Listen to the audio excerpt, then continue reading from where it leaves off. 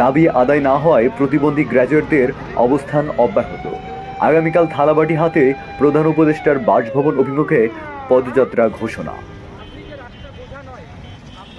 প্রতিবন্ধী ব্যক্তিদের কর্মসংস্থান নিশ্চিত সহ 5 দফা দাবিতে চাকরি প্রত্যাশী প্রতিবন্ধী গ্র্যাজুয়েট পরিষদের লাগাতার আন্দোলন আজ তৃতীয় দিনে গিয়ে আরও বেগবান হয়েছে।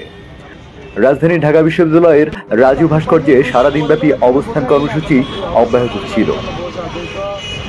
আমরা অত্যন্ত হতদরিদ্র পরিবারে বসবাস করে আসছি। আমাদের বাবা মারা একটা এক্সপেকটেশন থাকে যে প্রত্যেকটা দৃষ্টি প্রতিবন্ধী ছেলেমেয়েরা গ্রাজুয়েশন। তারা বলেন, আমরা গ্র্যাজুয়েট শিক্ষিত প্রতিবন্ধী, কিন্তু আমাদের দেশে আমাদের জন্য সেরকম কোনো কর্মসংস্থান নেই, যার জন্য আমরা সমাজে লাঞ্ছিত এবং বঞ্চিত হচ্ছি। তাই আমাদের এই অবস্থান। সরকার যদি আমাদের কথা একটু বিবেচনা করেন তাহলে আমরা সমাজে একটু মাথা উঁচু করে সাধারণ মানুষের মতো জীবনযাপন করতে পারি। তারা আরও বলেন, আমাদের তো বিলাসবহুল জীবনের কোনো স্বপ্ন নেই। আমরা দুবেলা দুমুঠো ডাল ভাত খেয়ে কোনো রকমের জীবনটা পার করতে পারলেই আলহামদুলিল্লাহ। এবিএস নিবিড়, চারু টিভি নিউজ, ঢাকা।